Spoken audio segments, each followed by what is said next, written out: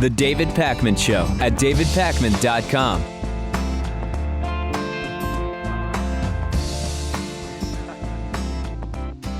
We have a truly bizarre situation going on with the Republican Party and the Catholic Church and its leader, Pope Francis. We've alluded to in the past, and we will talk a little more about the specifics of the leaked draft of Pope Francis's letter on climate change.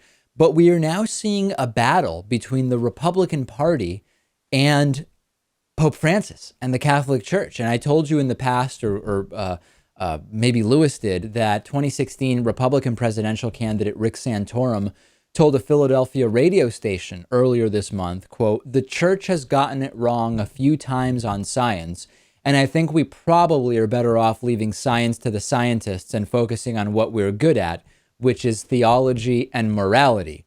Well, actually, it seems that what the scientists say about climate change is not what people like Rick Santorum want to hear about climate change. And now Jeb Bush, another Republican candidate for 2016, has joined forces with the coal industry and with climate deniers, and implicitly with Rick Santorum as well, in this backlash against Pope Francis. Jeb Bush, who is Catholic, told a town hall event in New Hampshire that Pope Francis should steer clear of global affairs. Unrelated, just one of those coincidences. Earlier this month, Jeb Bush was the only Republican presidential candidate invited to speak at a $7,500 golfing and fly fishing retreat hosted by none other than coal companies, including Arch. The energy industry has also turned on the Pope. The lobbyist for one of the biggest American coal mining companies sent out an email blast a couple days ago rebuking Pope Francis. Let's not forget that Pope Francis studied chemistry and worked as a chemist. He doesn't have a chemistry degree, as some have suggested, but he did work within chemistry. Pope Francis is actually closer to science than many of these Republicans who are really angry with the scientific consensus on climate change. Yeah, it's really unfortunate for all these Republicans when what science is saying about global warming doesn't help out their corporate sponsors. But what can you do? You know, it's a war. Would you have guessed 4 years ago that the Republican Party and the Catholic Church would be increasingly at war and diametrically opposed on the issue of climate change? Well, I thought that it might be a possibility.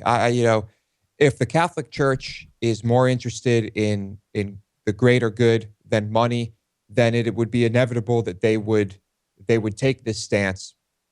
A stance that the Republican Party will never embrace. At some point, though, we've seen some shift from some Republicans on this issue where they say, well, fine, we're seeing climate change, but I'm not sure humans caused it. Or, well, maybe humans caused a part of it, but that's no reason to upend our economic dependence on fossil fuels and blah, blah, blah, blah, blah. You're seeing some moderation from Republicans on it. I think it's just pandering, really. We know when it comes down to policy that they will always side with the corporations as long as we have money influencing politics the way it does. I think they will always take that position. Yeah, and this is really more of an issue of morality than politics, right? Because Jeb Bush and his fellow Republicans and whoever else is in the lobbyists and the coal companies, it is shameful. Their lack of responsibility toward the planet that we all share. We don't have another planet, right? So it's not the idea that, hey, they're doing this to get their money, but they have some other planet that they can live on that won't be affected. It is shameful, the lack of responsibility that these individuals feel towards our planet. It's truly disgusting. And I, for one, I know it's still the Catholic Church, and I know on so many issues their views are still completely retrograde, but I'm glad that we're at least seeing this. This is huge. I support them in this, and it's essential. They needed to do this. It's massively important. We told you a couple days ago that Donald Trump is running for president in the Republican primary. It's a complete joke. Guy is one of the most unqualified presidential candidates since Mitt Romney, I would argue. He is a real estate mogul. He claims that he has a near $9 billion net worth. And he is now being accused of hiring actors to cheer for him at his presidential campaign launch in New York City Tuesday. He talked about how busy, how full the room was. And allegations have now surfaced that those individuals were paid $50 to show up and hold pro-Donald Trump signs. Initially, liberal blogger Angelo Carasone published in Medium that these individuals, at least some of them, were paid to show up there. And then a couple days ago, The Hollywood Reporter obtained an email that came from a casting company called Extra Mile, which offered actors $50 to attend Trump's announcement and pose as a supporter. Their email said, quote, "We are looking to cast people for the event to wear t-shirts and carry signs and help cheer him in support of his announcement. We understand this is not a traditional background job, but we believe acting comes in all forms, and this is inclusive of that school of thought." I just love this, Lewis. This is, well, not that he's the only one guilty of doing this, right? Yeah. It seems that there are many candidates who use companies like this, or just, maybe they don't use companies. Maybe they just have their staffers advertising on Craigslist or whatever. And you get the people you want behind you and you pay them. And that's just, campaign business as usual. And Business Insider called the casting company about the allegations. The woman who answered the phone just hung up on Business Insider when they asked about this. Subsequent calls went straight to an answering machine. Donald Trump's campaign manager was asked about it and denied it. Quote, "Mr. Trump draws record crowds at almost every venue at which he's a featured speaker. The crowds are large, often record-setting, and enthusiastic, often withstanding ovations." Business Insider showed up at Trump's announcement and they spoke to some of the people there. And the people there said, "We have not been paid by the campaign." And this could be a very important technicality because the hired actors, if they were indeed hired to show up, were likely paid by the casting company. And then the casting company billed the Trump campaign for like the total cost of this campaign casting. So that may be technically true, and the allegations still would be true because those individuals may well have gotten a check from the casting company. So this is, this is the next step.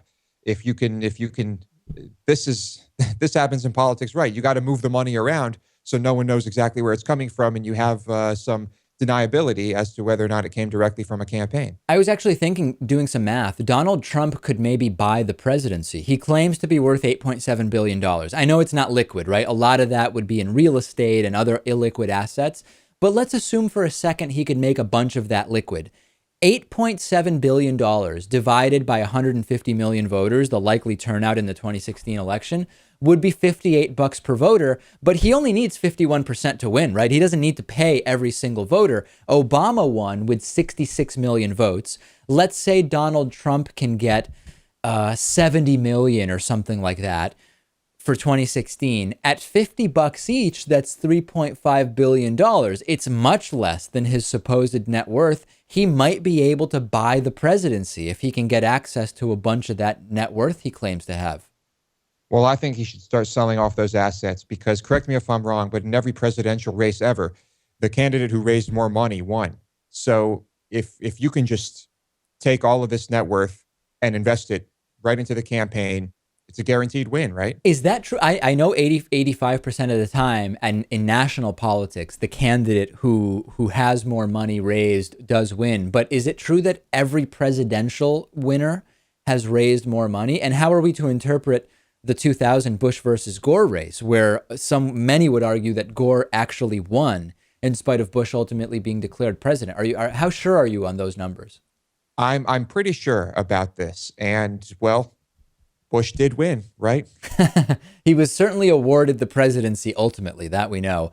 If you want to communicate with Lewis about this, Lewis is now on Twitter at twitter.com/LewisMotomedy. If you believe what he is telling us is wrong, is Lewis misguided, you can tweet him at twitter.com/LewisMotomedy. Last I checked, Lewis, you had 123 followers.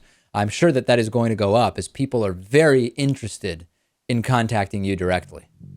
Some disturbing new information. All right, we'll take a break. Back with more after this. Remember, we're raising $50,000 in 50 days at davidpakman.com/donate. Check it out. The David Pakman Show at davidpakman.com.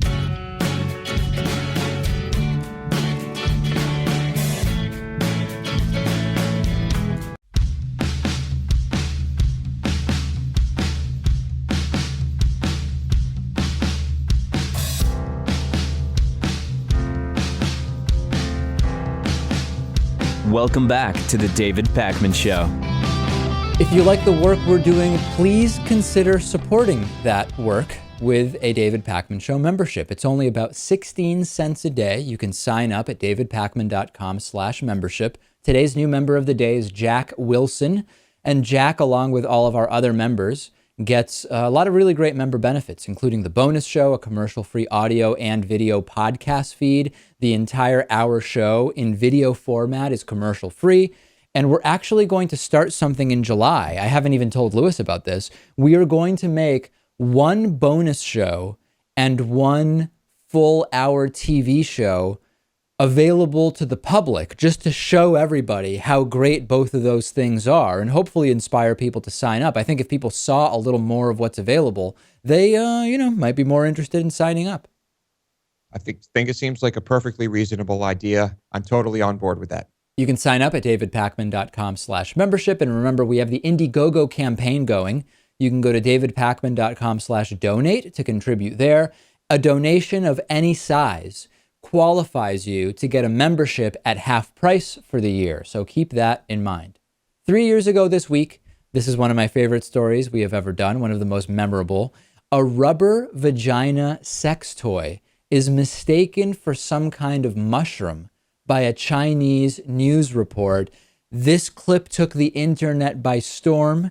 It was just incredible. And I'm going to play a little bit of the clip for you. And people just observing this thing, almost like it's a fish or a unique species. It was just a sex toy.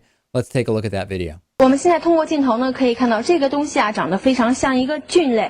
那这个两边呢都是有这个蘑菇头的形状，上面呢是有一个我们可以看到像嘴巴的东西，而下方呢则是一个小孔，是直接通透的。摸上去啊是非常的光滑，感觉非常像一个肉类。那我们用尺子呢也大概量了一下，这个东西的身长呢也大概就在19公分左右。Yeah, it was quickly and incorrectly identified as a Lingzhi mushroom, which generally grows deep underground and is used for longevity. The news outlet did offer a sort of strange apology after internet mockery. They said, quote, "Our reporter was still very young and unwise to the ways of the world. This report has brought great inconvenience to everyone." But the reporter wasn't the only one to make the mistake. No, the people who discovered this, I believe they were miners or something like that. They all thought it was this special type of mushroom, and they were all fooled. I mean, they told the reporter it was this type of mushroom. Right. And it was just incredible. A kind of an interesting commentary, not only on rural Chinese culture, but also just their reporting. I mean, you wouldn't see a report like this from one of your local news stations, would you? No, I wonder if as a society we would be better off with reports about unusual mushrooms than murder. Yeah, I'd much rather hear about mushrooms and all sorts of different fungi than corruption, murder, and all of the usual things that we hear. That is what, there's certain stories that stick out in my mind, like the quirky stories that we've done. This is one of them. The Korean teacher masturbating in the hallway of a school. That's another one of them. What are some others that stick out to you? Well, some of the not so pleasant ones, like people keeping prisoners in dungeons. Yeah. Like the guy who kept his own daughter in a dungeon and impregnated her, not funny, but equally shocking and fascinating, I think. 2 years ago this week, 98-year-old Laszlo Csatary was charged for Nazi war crimes. He was accused of organizing the deportation of approximately 15,700 Jews to Auschwitz, brutalizing the inhabitants of his city, and he inhumanely exercised his authority in a forced labor camp. He was convicted in absentia in 1948 and sentenced to death. He fled to Canada the year after, 1949, where he became a citizen ultimately in 1955. And then his citizenship was revoked 42 years later in 1997. 2 months later, he disappeared, discovered in Budapest in 2012, but died of pneumonia shortly after we reported on his upcoming trial. So at the time, the question was, should he be tried at all? Should he be imprisoned if found guilty? He's so old, his crimes are so far in the past. And we thought, yes, he had quite a vacation after the war and was never held accountable. Because someone has evaded capture for a long time, that's not a justification for saying there should be no punishment at all. We're quickly approaching a time when there will be no more ex-Nazis or accomplices to convict. If we find someone that was able to successfully evade prosecution, they should be prosecuted. The status, their health status or age can be taken into consideration with regard to the punishment.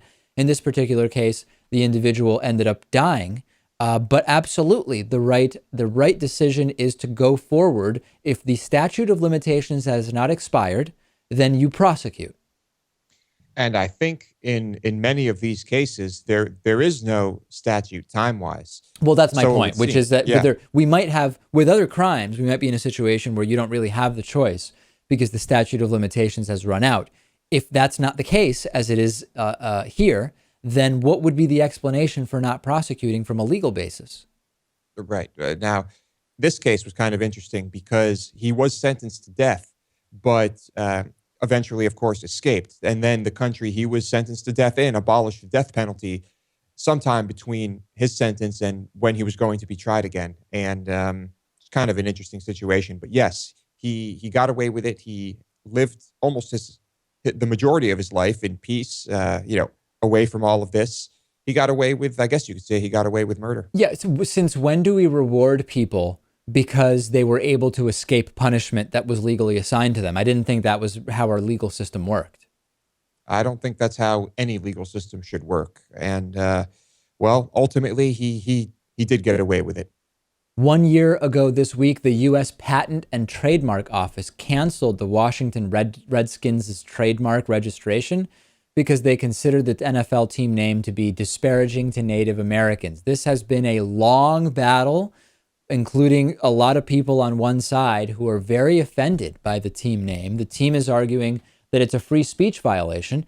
In March of this year, just a few months ago, the Justice Department defended the trademark revocation, saying, quote, "Not only do trademarks function only minimally as a vehicle for expression, but trademark registration also involves the necessary participation of the government in approving that registration, which confers relaxed First Amendment review, even when combined with the free speech, with the speech of a private party." And that's a really good point, which is just because you can't trademark something and hold exclusive license to make money around that thing doesn't mean that your speech is being limited, that the First Amendment is in any way being violated. It's just that we're not giving you exclusive license to make money around this. Others can also use this image or logo or likeness. Mm-hmm. And this fight is still happening. We're not hearing much about it now. It received a ton of media coverage 1 year ago, but the team owner said that he will never change the name. His quote was, "We will never change the name," and it seems like it might be here to stay for quite a while, at least until there's a new owner or something huge happens. Yeah, and it's interesting also because you might remember the Washington Wizards, the NBA basketball team, when I was a kid, were named the Washington Bullets, and that was changed. You know, Washington, D.C. certainly having a gun violence issue and violent crime issue. And the feeling was Washington Bullets maybe is not the right name, and they changed to the Washington Wizards. And again now, although for different reasons, a Washington professional sports team having an issue with their name. Indeed, it's and I think the name should change, but I understand. I mean, they have built this empire, and how do you just completely change that name that is on so many things? Do you agree that there should be limits on what team names should be? And if so, who should impose those limits? Because here we're talking about a trademark issue, right? The team isn't being forced to change their name. It's that the trademark is they're being told the trademark was revoked. Should teams be able to be called anything? Could you have, the Dallas Kikes or the Chicago Niggers? Should that be allowed? Well, I think perhaps it should be allowed. I think we know exactly what would happen if someone were to name their team that. It would not be a successful team. You would be doomed. And so you think the sort of free market of ideas would dictate that team wouldn't do well? I think yes. I think to some extent that I would say maybe I sound like Rand Paul here, but the free market would handle that. But that is different from actually discriminating against an individual because they might be black or Jewish, right? Yeah, it is different. And so, a team is allowed to be called the Dallas Kikes, for example. Fine. Nobody's going to block them from having that name. But at the same time, you could have TV stations who say, oh, we're not broadcasting any Dallas Kikes games because we're not going to say that on television. And then you have all sorts of charities who say, we're not going to be involved with this team because we can't be involved with the team called the Dallas Kikes. And you might actually have, this might be a case where it would sort of sort itself out in some way. I think it probably would. Now with the Redskins here, it seems like this is the only team I can think of where this is an issue. Occasionally teams change names, not really so much in the NFL, but in other sports. And no one's going to make this mistake again. I mean, I think the Redskins are pretty much the only ones here that have to deal with this. There is the issue with the Cleveland Indians and Atlanta Braves. In Atlanta, these are two baseball teams. In Atlanta, the tomahawk chop that is done at Atlanta Brave games considered quite offensive. And then, of course, Cleveland Indians, when Indians is not a term that makes any sense when we're talking about the natives to the United States. I recently actually was watching, I think it was an Anthony Bourdain show, and he was talking to some South Carolina barbecue guy, and the guy was talking about how the Indians were some of the developers of barbecue. And I'm so not used to that term being used to refer to Native Americans that I thought, in India? I didn't know barbecue was from India. And then within a split second, I realized, oh, this guy is referring to Native Americans as Indians. And it seems very, very sort of anachronistic at this point. It's odd. And I don't know if it's offensive. I'm not sure if there are people who take offense to that. It's just, it just seems kind of silly. Yeah, I don't think Cleveland Indians is necessarily offensive. I think it's sort of an antiquated term that doesn't make sense. The tomahawk chop and the red-faced painting at the Atlanta Braves games, I think that's certainly offensive. Yeah, that's a little bit different. I think they could probably work on their etiquette there, but the team name, I think we can agree, is probably fine.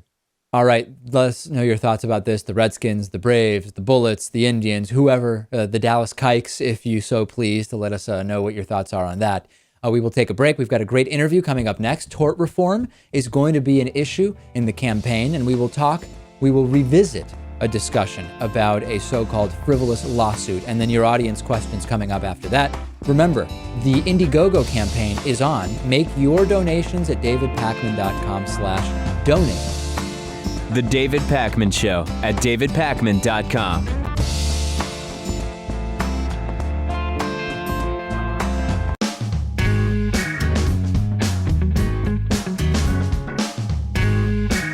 Welcome back to The David Pakman Show. Every time there's an election, we start hearing about tort reform and frivolous lawsuits, and we have such a great interview about this topic back from February of 2012 with Susan Saladoff. You might remember that case of the hot coffee lawsuit, where a woman went through a drive-thru and the coffee served was too hot, and then she filed a lawsuit. And it's sort of become like this calling card for the epitome of a frivolous lawsuit. And it was super interesting to speak with Susan Saladoff about that case and about why it wasn't a frivolous lawsuit and about why we have already systems in place to sort of root out actual frivolous lawsuits. And it's very, very interesting. It will come up in this election cycle that is getting going now. So let's go back to February of 2012, classic interview about the hot coffee lawsuit with Susan Saladoff. Susan Saladoff is a former attorney and the director of the documentary Hot Coffee. Susan, it's great to talk to you. I want first for you to tell us a little bit about how we have seen over the last, I don't even know how many years, this idea that tort reform is objectively something that is good for the individual, and how it's actually been used politically by those on both sides, the Republicans and Democrats, to convince people that tort reform is something they need that will make their lives better, and how that may not be true. Well, so much money has been spent by large corporate interests through the media to convince the public that our court system is broken. Because if people think that the court system, our civil courts, are not working and that there are too many frivolous lawsuits, jackpot justice, lawsuit lottery, then people are willing to reform it, which has become this sort of term of art, reform, as if it's something good for us. When in fact, in this particular case, Reform means we give up our rights as average citizens and corporations get to make more money. Because the only place that we have to hold wrongdoers accountable is in the civil courts. And particularly large corporations, when they make products that harm us, when they dump pollution into our streams, the only place that average citizens can say, no, this isn't right, and you have to compensate us for the harm that you've done to us is in our court system. And the corporations figured that out. In fact, Karl Rove was really the mastermind behind this years ago when Governor Bush was, or when President Bush was running to be governor of Texas. And he realized that he could galvanize money from all over the country into Texas if corporations can limit their liability in the court system. Right. It's one of those things kind of like tax relief. Well, if less taxes relieves you, then always less taxes must be good. It's kind of the same thing that we're seeing with the term reform. Let's talk about this frivolous lawsuit thing, though, because I saw you on the Stephen Colbert Show, and he, in a very funny way, kind of addressed this issue of are there or are there not frivolous lawsuits. And I know you say a lot of lawsuits that are considered frivolous really aren't. And an example from the movie is the McDonald's hot coffee incident. Tell us a little bit about that first, but also, are there frivolous lawsuits in your opinion? So, of course, everybody wants to talk about the words frivolous lawsuit because those words have been fed to us time and time again through television commercials, media ads, print, all of this. It's been repeated so many times that it sort of flows off of our tongues. Most people think that the McDonald's coffee case, the woman who spilled coffee and sued McDonald's, was the most ridiculous or frivolous lawsuit until they see the film Hot Coffee. And then after they see my film, I ask people, the audiences all the time at the Q&As, how many of you knew about this case before you walked in the door? Everybody raises their hand. How many of you thought it was frivolous or ridiculous? Everybody raises their hand. And then afterwards I say, how many now think that? And nobody raises their hand, because once people see the actual facts and what really happened, then they don't think it was so ridiculous or frivolous. Yeah, explain the facts, though, for people who don't know. Yeah. So most people think, oh, this woman was driving the car, she spilled coffee on herself, she wasn't very injured, and she won millions of dollars. So what really happened is this was a 79-year-old woman. She had never brought a lawsuit a day in her life. She was a passenger in a parked car. Her grandson was driving. They ordered a cup of coffee through the drive-thru, and this was in 1992. It's not like the kinds of cups we have now. This was one of those old styrofoam cups with the little flat plastic on the top that you could never open that triangular thing. And the styrofoam, by the way, really holds the heat of the coffee. And McDonald's was selling the coffee through the drive-thru at 180 to 190 degrees. And the reason we know that is because they had a policy or a manual that required them to do that. And coffee at that temperature causes third-degree burns, which are the worst kinds of burns that you can have, within 3 to 7 seconds of contact. So they sold this coffee through the drive-thru, but they put it in a bag and they put the cream and sugar in the bag. So her grandson pulled into a parking spot. She tried to open that little top to put the cream and sugar in. Actually, she steadied it between her knees on the seat because there weren't any cup holders or flat surfaces in the car. And when she couldn't get that little top off, she opened it, and the coffee was so hot, the cup literally collapsed, and the coffee pooled in her crotch because it was a bucket seat. And it caused her so severe burns that she had to have skin grafting, skin taken from her thighs and sewn inside of her. She was in the hospital for a week, and then she was incapacitated for almost 2 years. And all she asked for was the difference between what Medicare paid and what her medical bills were. And McDonald's, although they had paid out over 700 times for people who had been burned by their coffee, they offered her $800, and they never offered her another penny. And the jury was unanimous, and they awarded her 2 days of coffee sales for McDonald's, which turned out to be a large sum. It was $2.7 million at the time.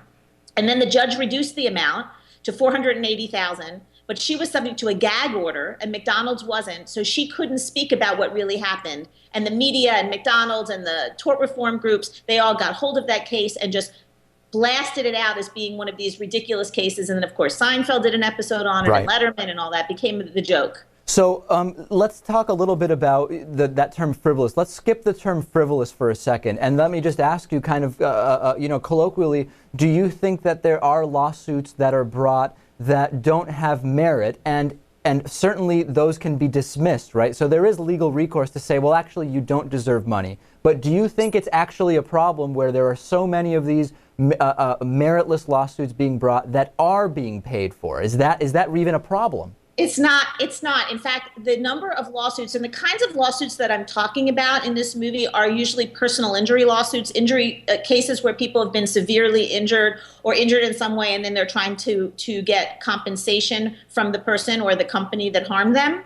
And so in those types of cases, first of all, we can't stop an individual person from bringing a lawsuit. I mean, that's part of our democracy. We have that as part of our Constitution. The question is that person going to find a lawyer? And is that person who brings a non-meritorious case going to get a verdict from a jury and then hold the verdict from a judge? And so, anybody who's walking down the street and who trips over their own feet, they can wind up bringing a lawsuit and filing it. But it costs money to do that, first of all. And the lawyers who represent people who are injured, they only get paid if they win. So it's very unlikely that a lawyer is going to bring very many cases that are non-meritorious because insurance companies aren't throwing money at non-meritorious cases and juries aren't giving verdicts to non-meritorious cases. So, but even if a person were to bring a case like this, and even if a lawyer were to represent that person, does the system have checks and balances in it what will prevent a person from getting a verdict in a so-called frivolous lawsuit? And the answer is absolutely yes. First, the judge can throw it out and fine the person if, in fact, it's non-meritorious, so that if the person who's being sued says this is a frivolous lawsuit, they go to the judge and say, Judge, this is a frivolous lawsuit, and then the judge evaluates it and decides whether it is or it isn't, and then decides whether that person can move forward. And then if the judge even makes a mistake or says, yes, you can go forward, now you've got 12 people sitting on a jury. They listen to both sides of the argument and both sides of the case, and then they come up with a verdict. In most states, it's a unanimous verdict. If it's not unanimous, it's like, 9 out of 12 or something. But even if the jury gets it wrong and they give a verdict for a so-called frivolous case, which by definition, it can't really be frivolous if they've given a verdict and have evaluated it. But then let's say that they do, then the judge can reduce it, like that happened in the McDonald's case. And then even if it gets past the judge, now there are 2 appeals, one after the other. And so the chances of there being a verdict or a large amount of money that someone gets for a non-meritorious case is very unlikely. And in fact, these types of cases, the number of cases that have been brought in the last 10 years, they've declined by 25%. Fascinating. Well, I really recommend the documentary Hot Coffee. We've been speaking with Susan Saladoff, who's a former attorney and the director of Hot Coffee. Really fascinating work. Thanks so much for talking to us, Susan. Thanks. Can you let people know where they can get it? Absolutely. Tell us. So that you can, if you go to our website, which is hotcoffeethemovie.com, there's a trailer, and also the DVD can be ordered there. But also, it's on HBO Go, which is like if you download the app for HBO, you can stream it on HBO. You can get it on Netflix, but it's the DVD. Or you can buy a copy of it from our website or off of Amazon. So please take a look at the trailer, and hopefully you'll see it. And most people say it's eye-opening, that it will really change your perception about the civil justice system. Thank you so much, Susan. Thank you, David. Bye-bye. The David Pakman Show at davidpakman.com.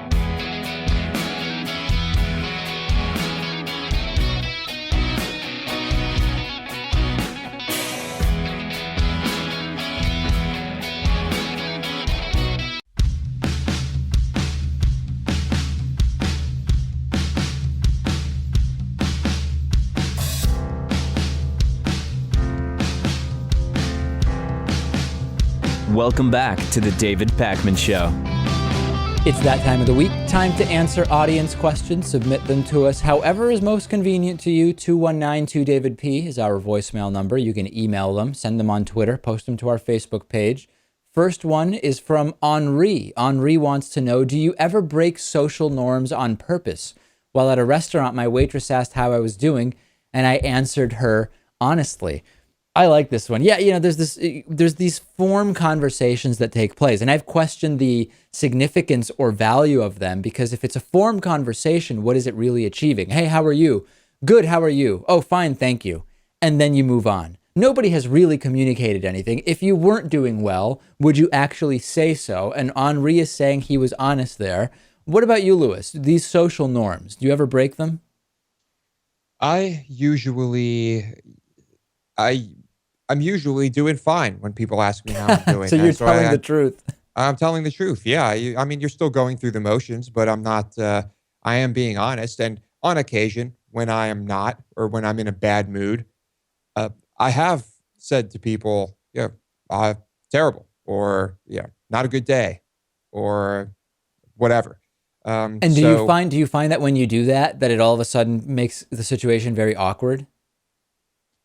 no, I wouldn't say that.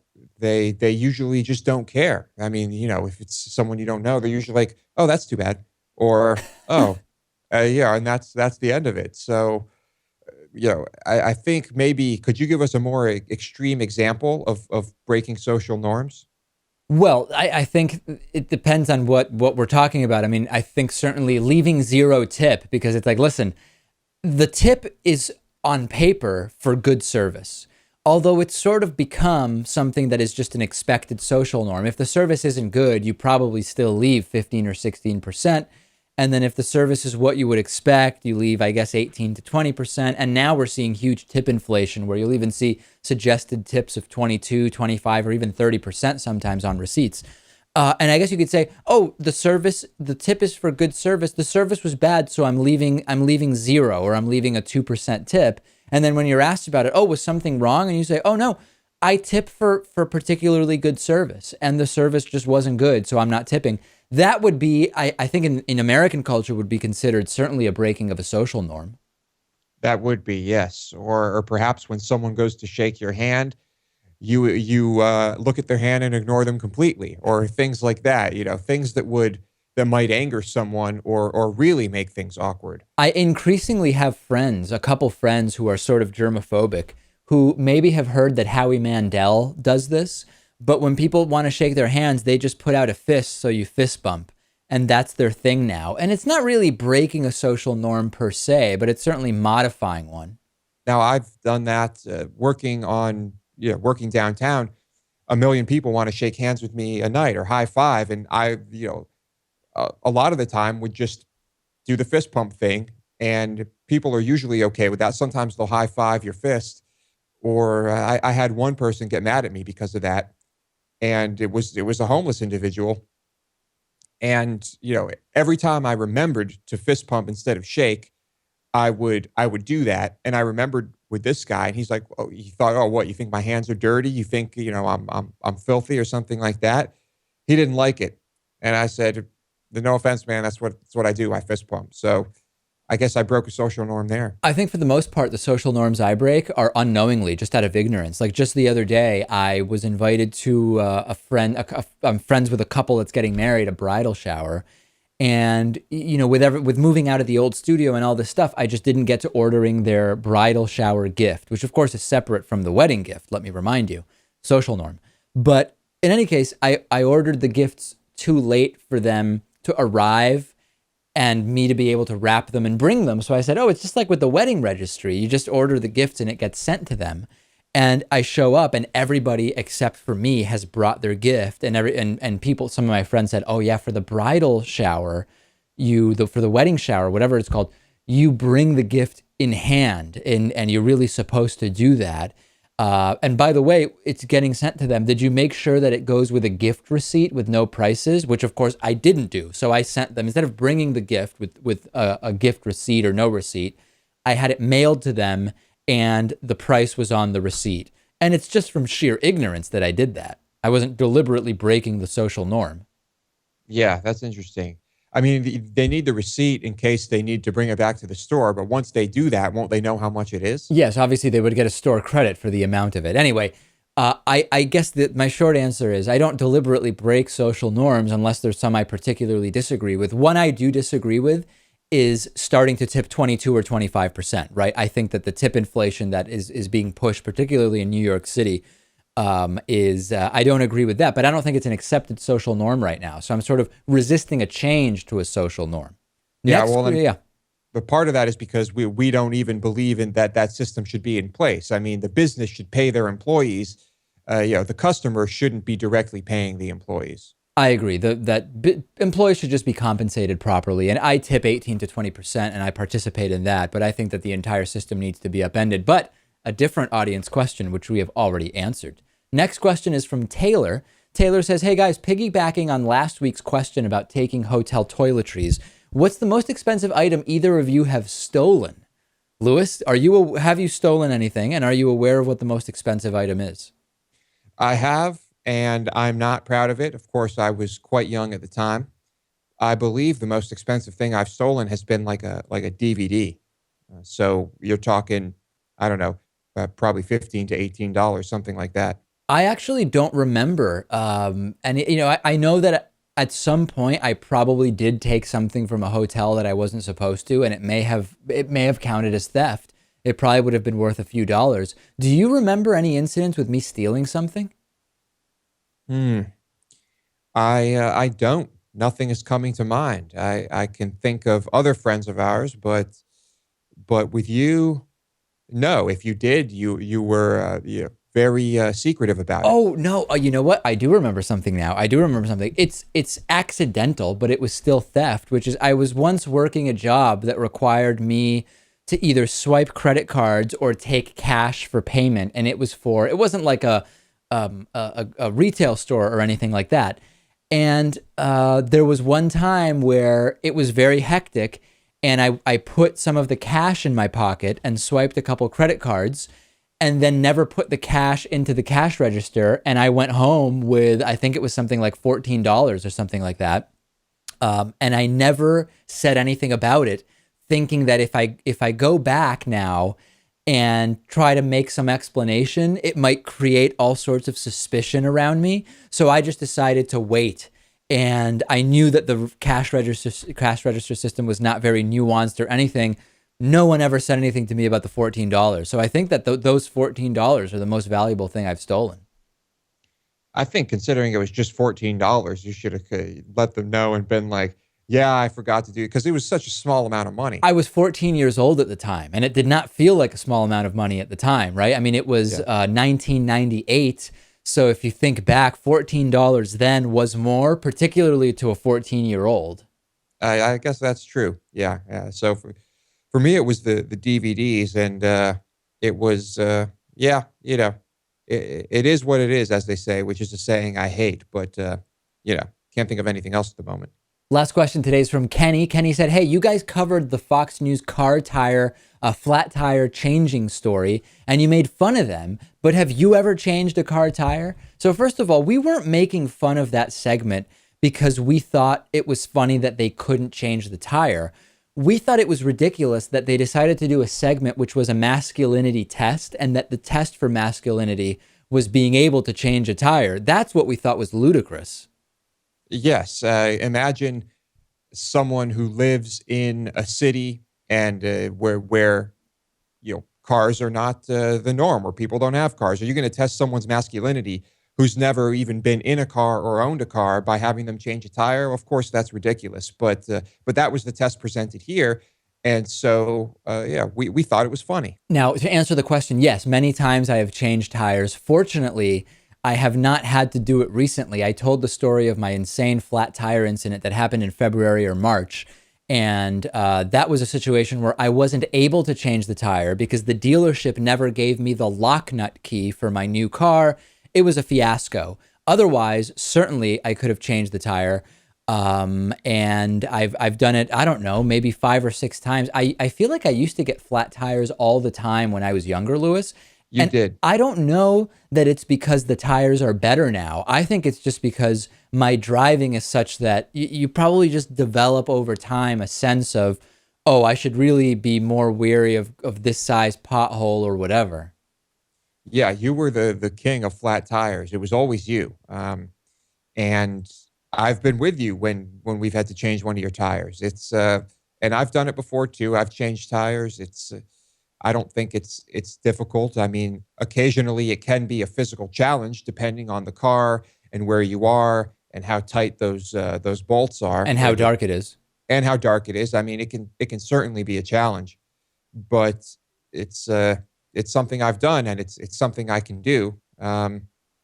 what else can I say? And one of the most challenging ones that we had, I don't know if were you in the car when our friend's car got a flat and then he had to call his mom out to change it? I don't think I was there. I might have been there, but I don't think I was in the vehicle or part of the, I think maybe I had a separate ride. I don't know. Maybe so. Yeah. That was a situation where the nuts were on incredibly tightly and it was very, very dark. And none of us at this time, I think we were like 16 or 17, could get the tire off. And our friend called his mom and she showed up and she had the tire changed within about 15 minutes and we were on our way. And if anything, that's a good representation of why a good manliness test is not changing car tires. Agreed. Yeah, it was a pretty stupid test, but what would you expect from Fox News? Yeah, that's the type of thing they do on Fox and Friends. So those are this week's questions. Thank you to Henri, Taylor, and Kenny. Keep the questions coming. We'll answer 3 more next week. Speak to you on the bonus show, davidpakman.com/membership to sign up. And remember, davidpakman.com/donate for the Indiegogo campaign.